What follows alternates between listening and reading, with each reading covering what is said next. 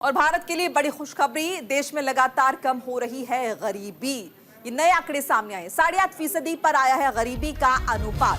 NCAER की report से बड़ा खुलासा हुआ है, बड़ा दावा किया गया है, भारत में गरीबी गिन रही है अंतिम सांस से। तो देखिए, ये बहुत महत्वपूर्ण हो जाते हैं आंकड़े जो कि सामने आए हैं, और ये साबित हुआ है इससे कि भारत में गरीबी महज कुछ दिनों की मेहमान है।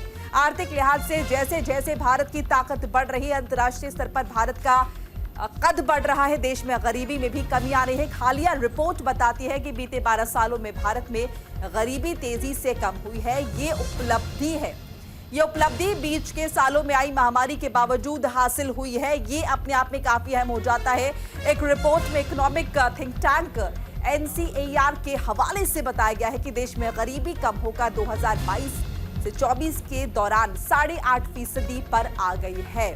भारत में गरीबी की ये दर 2011 से 12 में 21.2% रही थी। इसका मतलब ये हुआ है कि देखिए, बीते 10 से 12 सालों में भारत में गरीबी तेजी से कम हुई है।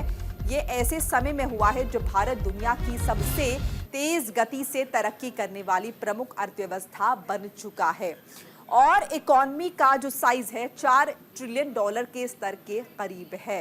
तो ये बड़ी खबर आपको बता रहे, 8.5% पर आया है गरीबी का अनुपात, यानी कि गरीबी का जो स्तर है वो गिरा है।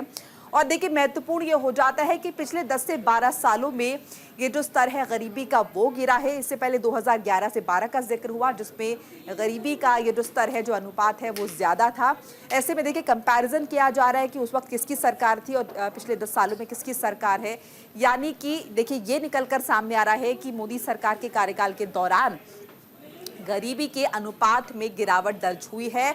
और ये भी कहा जा रहा है कि गरीबी भारत में कुछ दिन की मेहमान है, चूंकि इसे कम करने के लिए लगातार काम किए जा रहे हैं।